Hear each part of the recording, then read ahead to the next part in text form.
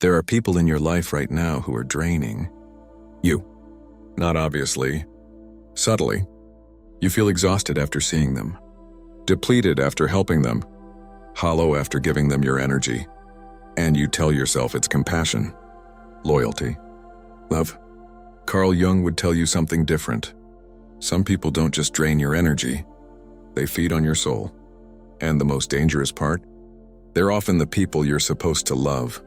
Family, old friends, people you can't just walk away from until you realize staying is killing something in you. If you're feeling that exhaustion right now, stay with me. Let me ask you something. When was the last time you spent time with a certain person and felt more alive afterward? More energized? More yourself? More connected to your own vitality? Now ask yourself this. How many people in your life consistently leave you feeling the opposite?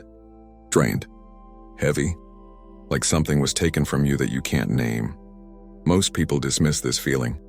They tell themselves it's just tiredness, stress, their own issue. But Carl Jung understood something most people refuse to see. Some people are psychological vampires, and they're not feeding on your time or your help. They're feeding on something deeper. Your soul energy, your life force, your psychological vitality. And the most dangerous ones? They're not strangers. They're the people closest to you. The ones you're supposed to care for, supposed to help, supposed to love unconditionally. Today, I'm going to reveal 5 types of people Jung discovered who don't just drain you. They actively prevent your individuation. They keep you small. They feed on your light. And they do it while making you feel guilty for even noticing. If you've been feeling exhausted, depleted, or hollow around certain people, this will finally explain why. And it will give you permission to do what you've been afraid to do. Protect yourself, even from family. Let's begin. Here's what Jung understood about certain people. They operate like psychological black holes. No matter how much energy you give them, it's never enough. Not because they're healing slowly, but because they're not trying to heal at all. They've organized their entire existence around one thing, being in crisis. And they need you to witness it, to feel concerned, to stay engaged, to keep feeding them the attention that makes them feel alive. Think about this person in your life, the one who always has a new problem, a new crisis, a new reason they need your help, your advice, your emotional support. You give it. You show up. You listen. You care. And for a moment, they seem better, relieved, grateful. But then, days later, sometimes hours later, there's a new crisis, a different problem, another emergency, and they're back needing you again. At first, you think you're helping. You think you're being a good friend, a loving family member, a compassionate person. But over time, you notice something. Nothing ever changes. Despite all your help, all your energy, all your emotional labor, they're exactly where they were, or worse. Because they're not using your help to get better. They're using it to stay in crisis. Jung called this the repetition compulsion. The unconscious need to repeat the same patterns because the pattern itself has become identity. This person doesn't want to solve their problems. Solving problems would mean losing the crisis that makes them feel real. And here's where it gets dark. They've learned something unconsciously. Crisis generates attention. Trauma creates engagement. Being in need makes them the center of concern. So the psyche, without conscious awareness, keeps generating crisis. Not because life is hard, but because crisis is the only way they know how to connect. One woman Jung worked with described her sister perfectly. Every conversation was a new disaster. Every phone call a new emergency. Money problems, relationship drama, health scares, job crises. For 20 years, this woman had been showing up, helping, supporting, giving, and her sister never improved, never stabilized, never developed the capacity to handle her own life. The woman told Jung, "I feel guilty even thinking this, but I'm starting to wonder if she wants to stay broken, like she needs the chaos to feel alive." Jung's response was direct. She's not conscious of wanting it. But unconsciously, yes. Crisis is her lifeline, and you're the one providing it. Every time you rescue her, you're feeding the pattern that keeps her dependent. You think you're helping, you're enabling, but here's what makes this type dangerous for you. When you engage with a black hole person, you don't just give energy, you lose yourself. Your life becomes organized around their crisis. Your emotional state depends on their current disaster. Your sense of purpose comes from being their rescuer. And slowly, without realizing it, you stop having your own life. You're just orbiting their chaos, giving and giving until there's nothing left. This is the first type Jung warns against. The person whose entire existence is organized around being in need. And no amount of help will ever be enough because help isn't what they're seeking. They're seeking the feeling of being needed. And you're providing it at the cost of your own vitality. You're not helping them. You're feeding them. And they're consuming you. The second type is more insidious because they don't ask for your energy directly. They take it through guilt, through obligation, through making you responsible for their emotional state. Jung understood this as psychological enmeshment, where one person makes another person responsible for their well-being. And if you don't comply, if you set boundaries, if you prioritize yourself, they make you feel like you're hurting them. Think about this dynamic. Every time you try to create distance, they fall apart. Every time you say no, they're devastated. Every time you focus on your own life, they remind you how much they need you. Not through direct demands, through emotional fragility that makes you feel responsible. They might say things like, "I don't know what I'd do without you," or "You're the only one who understands me," or "I was doing fine until you started pulling away." Each statement carries an invisible message. If something happens to me, it's your fault. If I can't cope, it's because you abandoned me. My emotional state is your responsibility. And because you're a caring person, because you don't want to hurt anyone, you stay. You give more. You sacrifice your own needs to maintain their stability. But here's what Jung saw. This isn't love. This is hostage-taking. Emotional hostage-taking, where your freedom is held ransom by their inability to be responsible for themselves. One man Jung worked with had a mother like this. Every time he tried to live his own life, she'd have a health crisis. Not consciously manipulative, but unconsciously, her body would manifest symptoms whenever he started to. Separate, he'd move to another city for a job. She'd be hospitalized. He'd start a serious relationship. She'd become depressed and need him home. He'd make plans that didn't include her. She'd have an anxiety attack that required his immediate presence. For years he believed he was just unlucky, that his mother genuinely needed him, that he was being a good son by always coming back, until Jung asked him something simple. What happens to her emergencies when you comply and return? The man paused, then realized. They disappeared. Almost immediately. The health crisis would resolve. The depression would lift. The anxiety would calm. As soon as he was back in his proper place, orbiting her need, Jung said, "She's not conscious of doing this. But her psyche has learned that crisis brings you back. So it creates crisis. And you've learned that compliance makes the crisis stop. So you comply. You're both trapped in a dynamic where her unconscious manipulates through suffering and your compassion makes you controllable. This is the second type. The person who uses their emotional fragility as control, who makes you responsible for their stability, who turns your empathy into a leash. And the cost to you is immense. You can't individuate. You can't develop. You can't become yourself because becoming yourself means leaving them. And leaving them feels like murder. But Jung would say staying is what's actually killing you. Slowly, quietly. Your soul dying while they remain perpetually fragile. The third type is perhaps the most psychologically damaging because they don't just drain you. They make you wrong for existing. Jung called this shadow projection, where someone refuses to acknowledge their own darkness, their own flaws, their own shadow material, and instead sees it everywhere in you. You set a boundary? You're selfish. You prioritize yourself. You're self-centered. You express a need. You're demanding. You show confidence. You're arrogant. Every quality they've rejected in themselves they see in you, and they make you feel like there's something fundamentally wrong with you for having it. This person functions like a distorted mirror. You look to them for reflection, for validation, for recognition. But all you see reflected back is criticism, judgment, the message that you're too much, or not enough, or fundamentally flawed. And because they're often people close to you, family, partners, longtime friends, you start to believe them. You start to internalize their projections. You start to think, maybe I am selfish. Maybe I am too much. Maybe there is something wrong with me. But here's what Jung understood.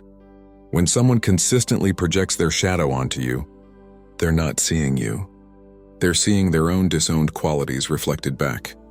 The parent who calls you selfish is often profoundly selfish themselves, but can't acknowledge it.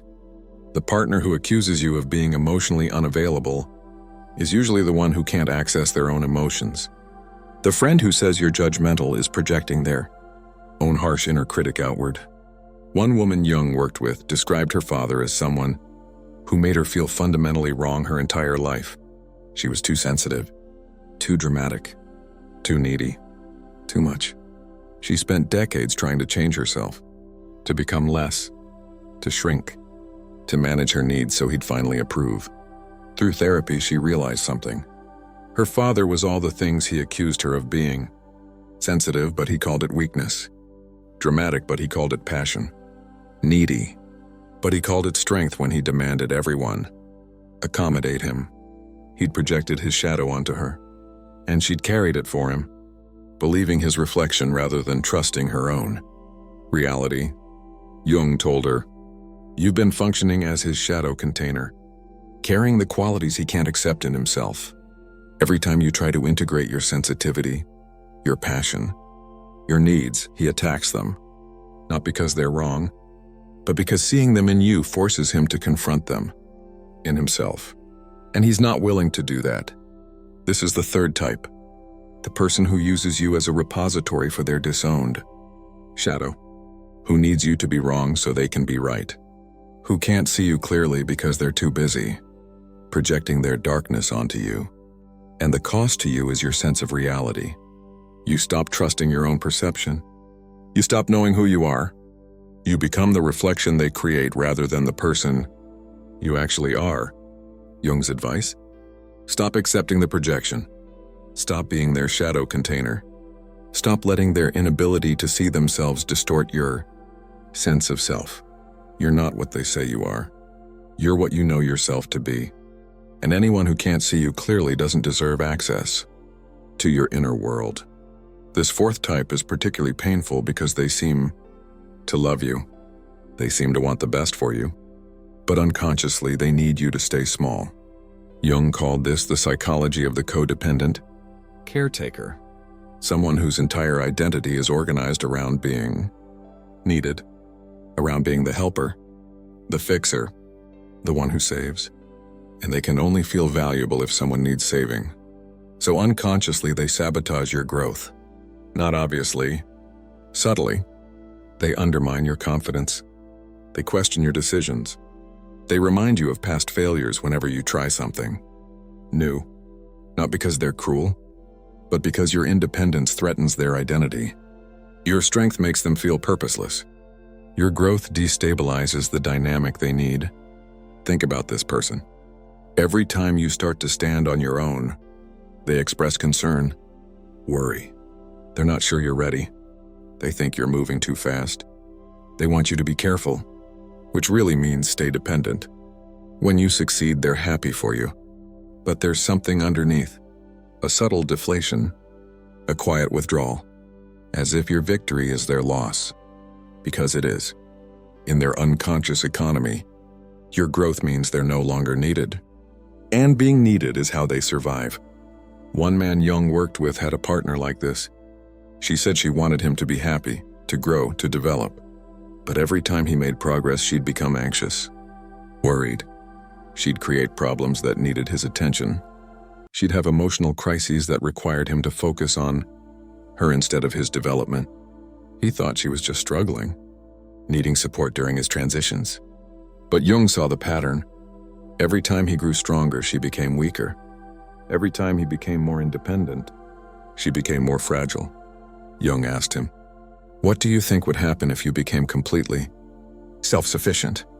If you no longer needed her help, her guidance, her care?" The man paused, then whispered, "I think she'd fall apart.